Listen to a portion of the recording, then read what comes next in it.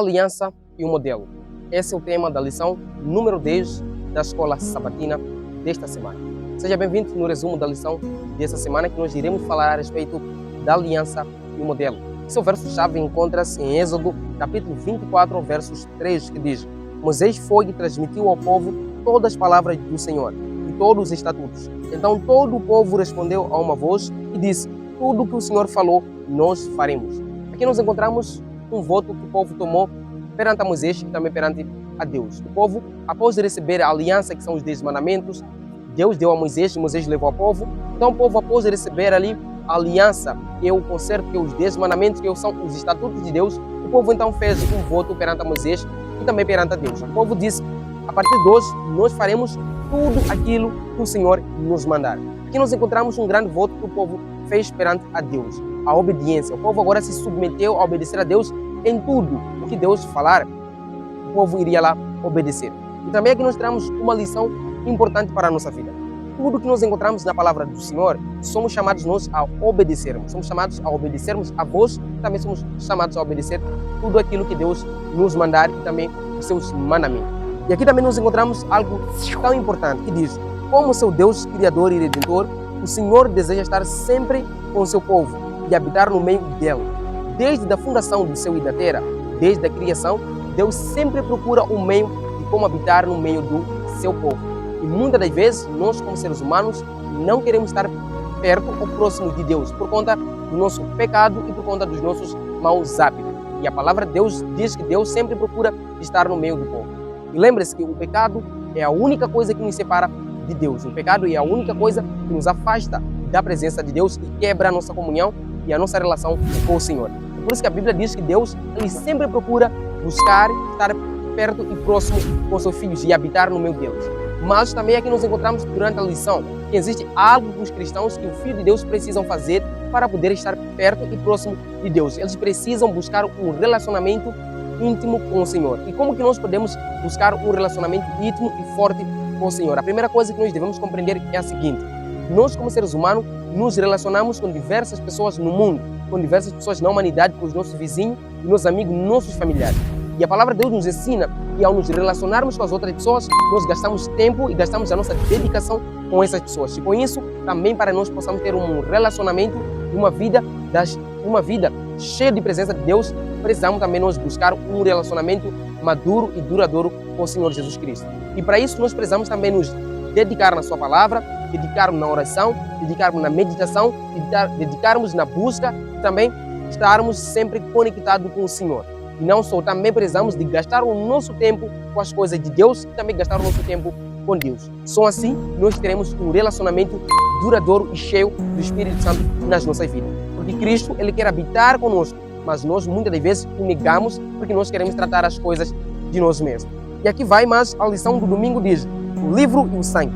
Aqui nós encontramos o Deus vivo da Bíblia. É o Deus dos relacionamentos para nosso Senhor. O mais importante não é o objetivo. O mais importante não é um objeto ou cronograma, mas a pessoa. Assim, ele dedica bastante atenção às pessoas e o propósito principal de suas ações e construir um relacionamento pessoal com os seres humanos. Aqui nós encontramos que Deus, ele procura criar um relacionamento com os seres humanos. Deus, ele procura estar mais perto e viver com os seus seres humanos. E aqui nós encontramos que Deus se preocupa muito com as pessoas e ele dá a sua atenção para essas pessoas. E aqui também nós encontramos que, ao longo da semana, a lição diz que, afinal, um Deus que é amor, em 1 João, capítulo 4, verso 8, teria que ser um Deus que se importasse com o relacionamento. Mas, pois como pode haver amor sem se relacionar? Aqui nós encontramos uma grande pergunta. Deus é Deus de amor. E se Deus é amor, então ele busca se relacionar com as pessoas, porque não existe amor sem relacionamento. Nós, como filhos de Deus, acreditamos que Deus é amor. E nós ensinamos isso às pessoas, que Deus é amor. Se nós reconhecemos que Deus é amor, então nós temos que procurar nos relacionar com Ele. Buscar estar sempre próximo, estarmos sempre perto de Deus e não estarmos distante do pecado. Deus, ele busca e procura de todas as formas se relacionar conosco. E a palavra de Jesus, nós encontramos aqui no livro de João. Jesus disse: eu, quando for levantado da terra, atrairei todos a mim. João 12, verso 32. Deus está interessado não apenas em nosso comportamento ético, na doutrina correta ou em conjunto de ações adequadas, mas acima de tudo é um relacionamento pessoal e profundo conosco. Aqui nós encontramos que Deus não está preocupado com o nosso comportamento ético, mas Deus ele está preocupado com o nosso relacionamento com Ele. E a Bíblia, a palavra de Deus, diz que Jesus disse que quando eu for levantado, então atrairei muitos a mim. O que significa? Significa que com a morte de Jesus Cristo na cruz, nós fomos reconciliados com o Pai. E todos nós agora temos acesso à salvação por meio de Jesus Cristo. Por isso é tão importante que a gente se chegue a Deus, para que por meio dele nós tenhamos acesso à salvação. E não só buscarmos um relacionamento duradouro, um relacionamento eficaz com o Senhor Jesus Cristo. E aqui também nós encontramos algo tão importante que diz: as duas instituições estabelecidas na criação em Gênesis capítulo 1 e capítulo 2 tratam de relacionamento. A primeira envolve o relacionamento vertical com Deus, o sábado. Aqui nós encontramos o primeiro relacionamento vertical.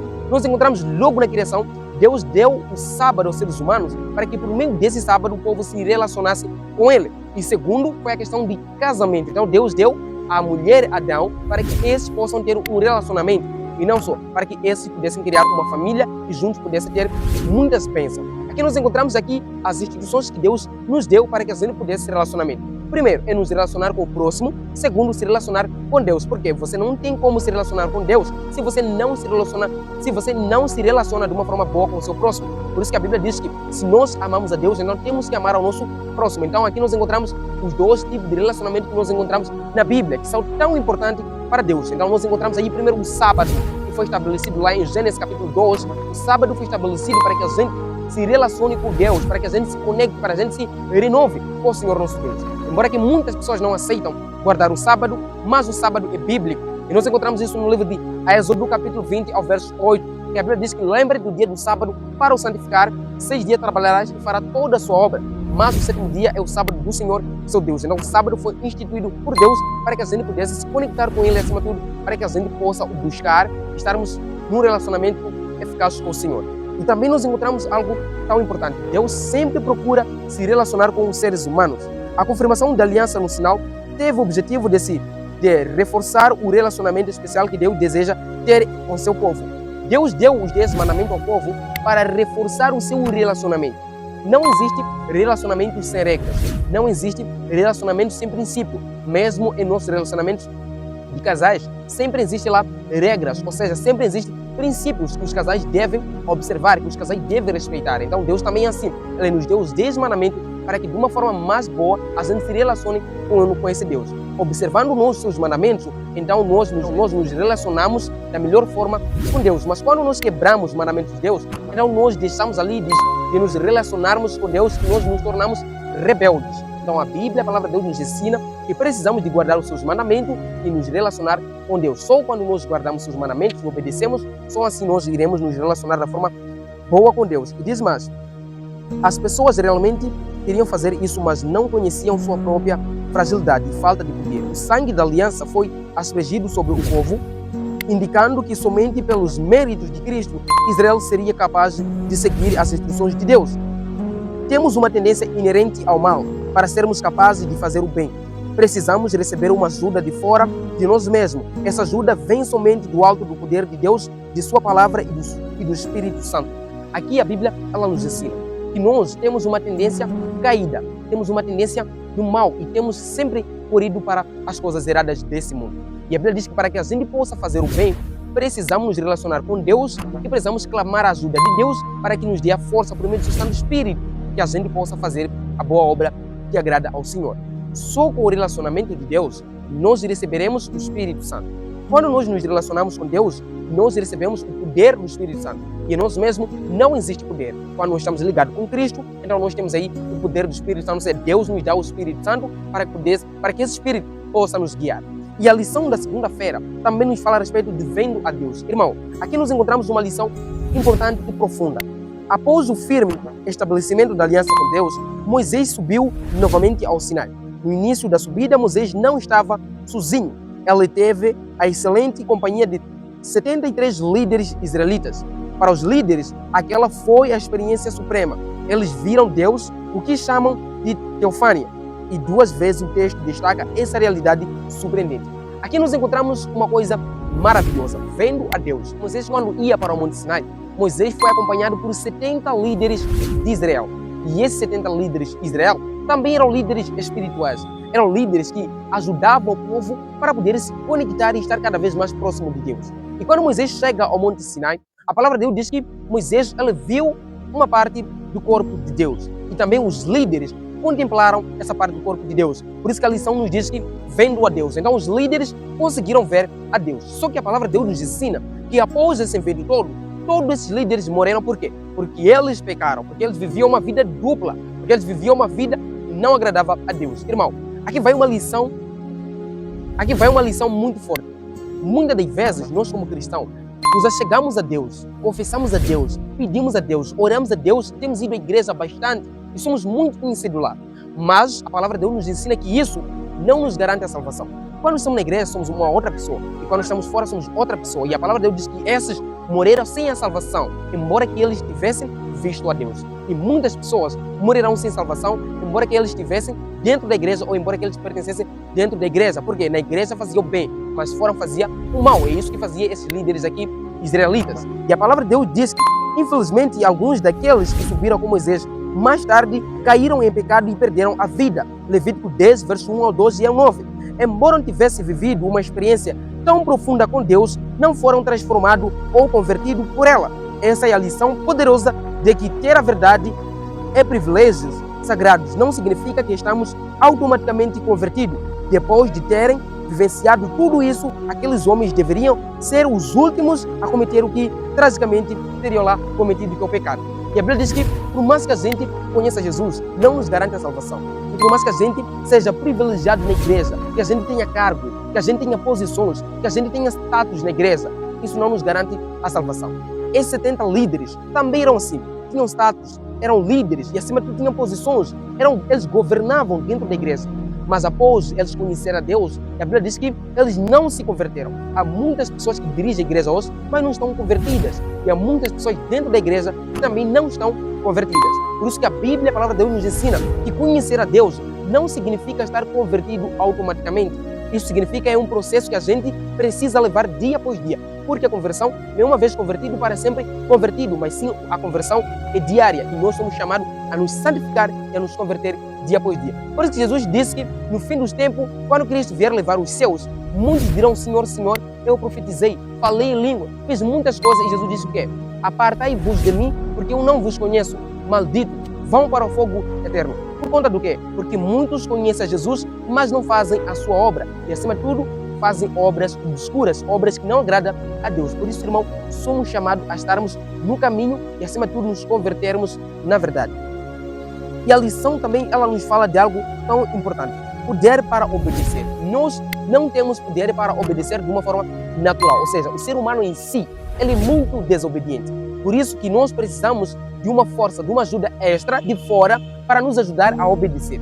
E como que nós podemos obedecer a Deus? Veja só, em 3 ocasiões, os israelitas declararam fervorosamente que obedeceriam a Deus. Êxodo 19, verso 8 e 24, verso 3 ao 7.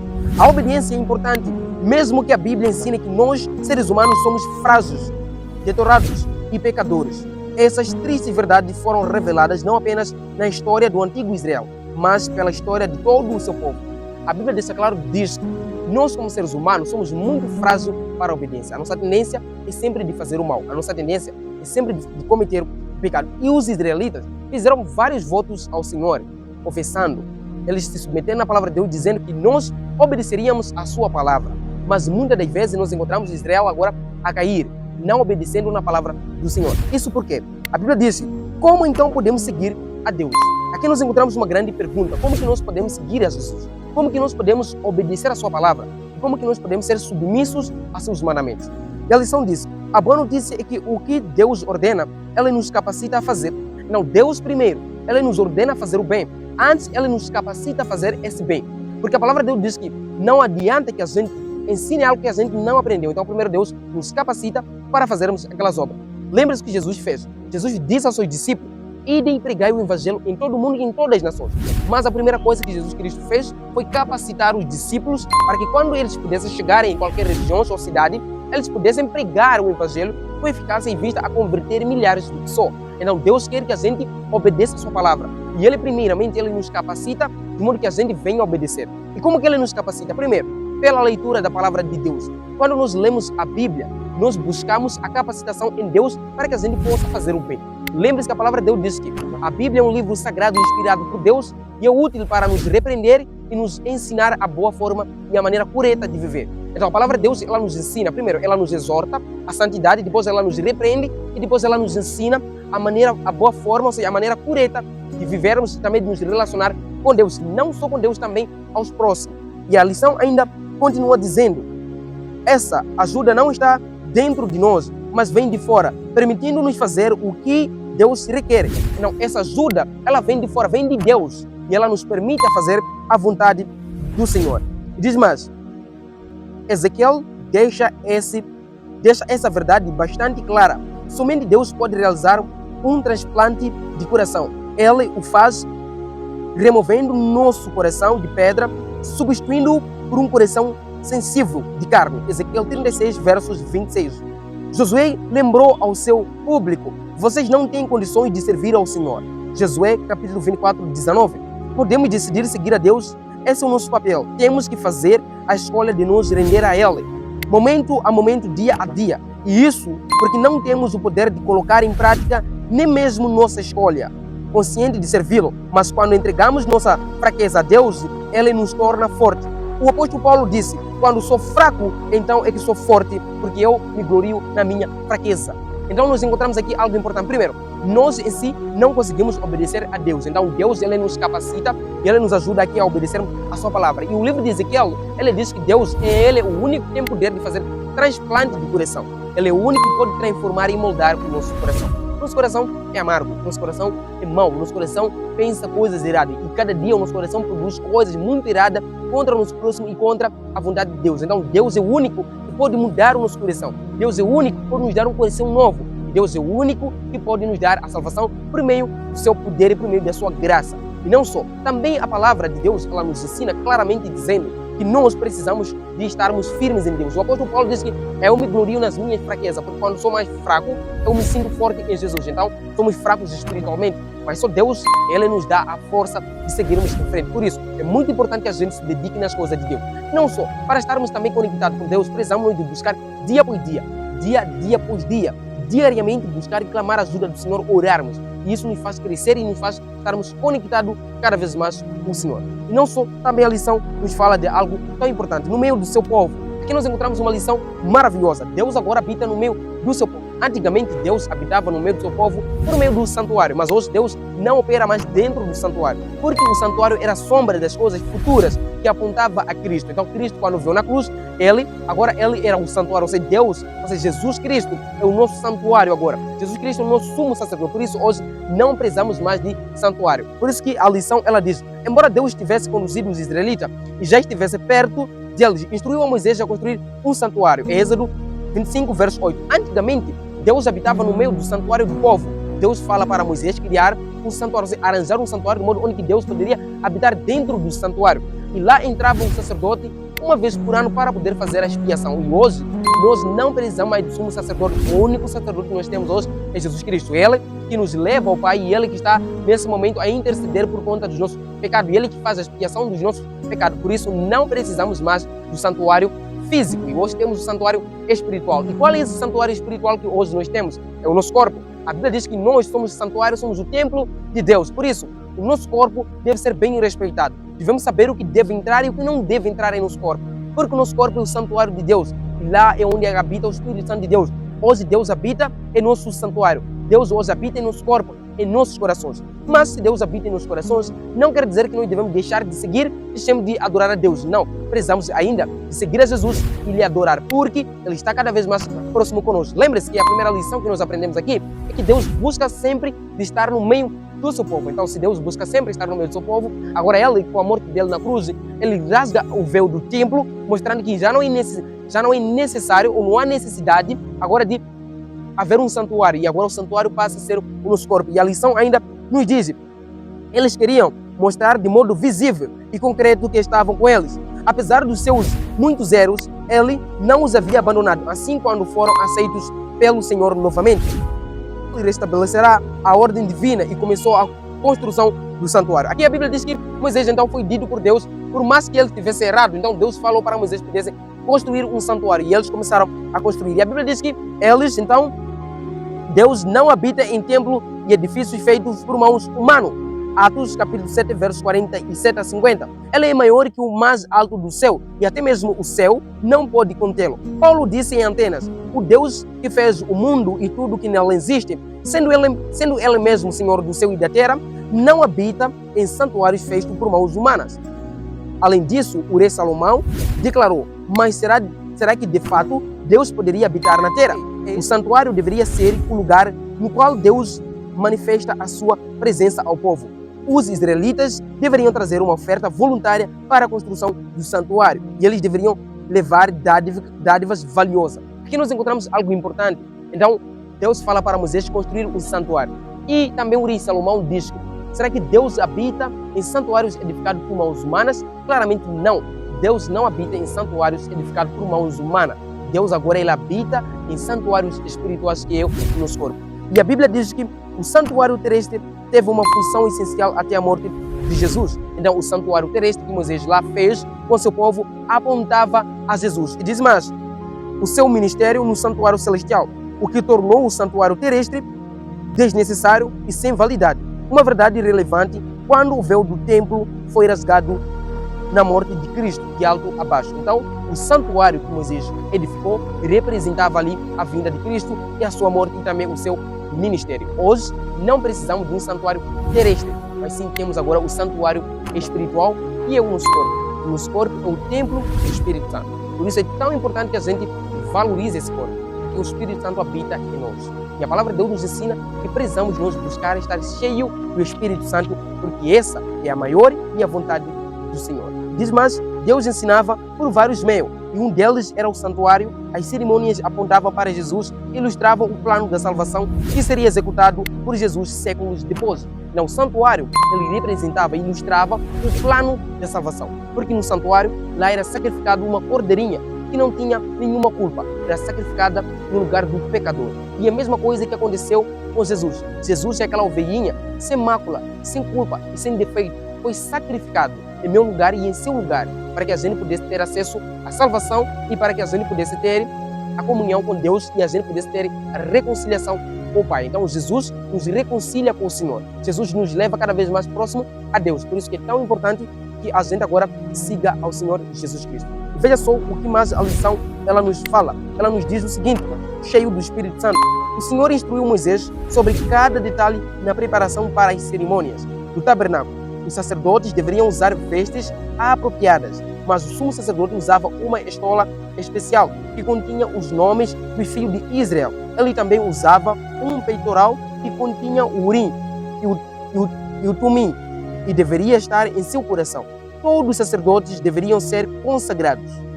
Outros itens a serem cuidadosamente preparados eram o altar de incenso e bacia óleo da unção e o incenso. Aqui nós encontramos a orientação que Deus dá aos sumos sacerdotes e aos sacerdotes para poderem trabalhar no templo. E tudo isso se cumpriu na pessoa de Jesus. Tudo isso encontra-se na pessoa de Jesus. Tudo isso se manifesta na pessoa do Senhor Jesus Cristo. Pela primeira vez nas Escrituras, lemos que Deus encheria alguém com o seu Espírito. O que isso significa? Como que Deus enche as pessoas do Espírito Santo? E o que significa que Deus encheria alguém do Espírito Santo? Veja só. Bezalel foi capacitado para realizar uma obra artística no tabernáculo. Ele foi enchido com o Espírito Santo, ou seja, capacitado com nova habilidade, entendimento e conhecimento sobre o trabalho necessário. Além disso, Deus deu a Oliabe e muitos outros artesãos o mesmo Espírito para auxiliar nessa tarefa. Aqui nós encontramos que Deus deu e encheu com o Espírito Santo a Eliabe. Ele deu ali muito conhecimento e sabedoria para poder trabalhar no seu templo. Irmãos, só nós seremos cheios do Espírito Santo. Deus irá nos capacitar para que a gente trabalhe para Ele no seu templo, para que a gente trabalhe na sua obra. Não adianta pedirmos o Espírito Santo de Deus se nós não queremos fazer a sua missão. Não, o Espírito Santo está disponível para todos aqueles que querem fazer a missão de Deus. Não, Deus disponibiliza o seu Espírito Santo na vida daqueles que querem fazer a sua vontade, na vida daqueles que querem fazer a obra da salvação. Buscar e anunciar o Evangelho para as pessoas, anunciar o Evangelho ao mundo. Então Deus ali, Ele capacita essas pessoas, Ele prepara essas pessoas, Ele dá-lhe o seu Espírito Santo para que essas pessoas preguem o Evangelho. E hoje o Espírito Santo está sendo derramado na vida de cada um daqueles que clamam. Mas nós esperamos ainda a maior abastança do Espírito Santo e a abundância, a chuva seródia, que será derramado no fim dos tempos para a pregação das 3 mensagens angelicais que nós encontramos no livro de Apocalipse, capítulo 14. Então é muito importante que a gente hoje se conecte com o Senhor, busque ter um relacionamento forte e vivo com o Senhor, para que a gente receba o dom do Espírito Santo, para que a gente receba o Espírito Santo quando a chuva seródia for derramada no fim dos tempos. E a palavra de Deus diz que no fim dos tempos as pessoas profetizarão, as pessoas terão sabedoria e as pessoas terão visão quando o Espírito Santo de Deus for derramado com muita intensidade e abundância. E hoje as pessoas recebem o Espírito Santo porque elas buscam, e todos aqueles que clamam a Deus, elas recebem ali o Espírito Santo. No meio de toda essa criatividade, o sábado é apresentado como sinal que Deus santifica os fiéis. O sábado é o único meio que Deus usa para santificar os fiéis. O que seria santificar? Santificar é separar algo. Nós encontramos ali o sábado dentro da semana, mas ele está separado para um bem propósito maior. Então nós encontramos que o sábado é um dos meios que Deus usa para santificar os fiéis, para separar os fiéis. Nós encontramos que o povo de Israel, antigamente, eles poderiam pregar a mensagem e era um povo escolhido e separado por Deus. Por quê? Porque eles tinham a Arca da Aliança e todos os outros estados naquela altura não tinham a Arca da Aliança. Primeiro da Arca da Aliança e também por meio dos 10 mandamentos que eles haviam sido dados por Deus, então isso lhes distinguia dos outros povos e lhes tornava um povo diferente e não só. Também lhes tornava um povo separado dos outros povos, que também era um povo santificado. Então nós encontramos aqui o sábado hoje é o único meio que Deus usa para separar e para santificar os fiéis. Veja mais o que a Bíblia diz. Isso significa que a observância do 4º mandamento está associado à santificação. Deus disse, também lhes dei os meus sábados para servir-se de sinal entre mim e eles, para que soubesse que eu sou o Senhor que os santifica. Ezequiel 20, verso 12. Deus deu o sábado para que servisse de sinal entre nós e Deus. O sinal é algo que separa algo de uma outra coisa. Quando nós santificamos o sábado, nós recebemos o sinal de Deus, estamos separados do mundo, estamos separados das outras coisas, embora que a gente viva no mundo, mas estamos separados para um propósito, um bem maior. E a lição ainda diz que o sábado é um lembrete de que o Senhor não é apenas nosso Criador. Gênesis 12, verso 12 ao 13. Deus é nosso Redentor, Deuteronômio 5:15, mas também é santo. Ele transforma as pessoas por sua presença, por meio do seu Espírito e de sua palavra. Crescemos para refletir um caráter de amor, bondade, altruísmo e perdão. A maior dádiva que Deus deu a Moisés foi o Decálogo. Êxodo 31, verso 18. Pois ele, Deus próprio, escreveu os 10 mandamentos com seu próprio Deus. Então é importante que a gente compreenda que o sábado foi instituído para que a gente seja um povo diferente dos outros povos. E hoje o povo adventista é o povo diferente dos outros povos. É um povo diferente das outras denominações. E não só, também é um povo separado dos outros povos. Então é importante que a gente obedeça ao Senhor. Então é importante que a gente seja santificado e separado de Deus. E a gente busque ter um relacionamento vivo, um relacionamento íntimo com o Senhor. Por meio de sua palavra, também por meio de oração, por meio de busca. E também é importante que a gente obedeça os mandamentos de Cristo. Porque os mandamentos é a aliança e o modelo para o cristão hoje em dia. Se nós queremos ser cheios do Espírito Santo, temos que obedecer, temos que viver com Cristo, temos que buscar ter a comunhão com o Senhor Jesus Cristo. Por isso, querido, se você gostou do vídeo, não se esqueça de se inscrever no canal, ativar o sininho das notificações, comentar e compartilhar. Fico por aqui, um forte abraço, te espero e te vejo no próximo vídeo.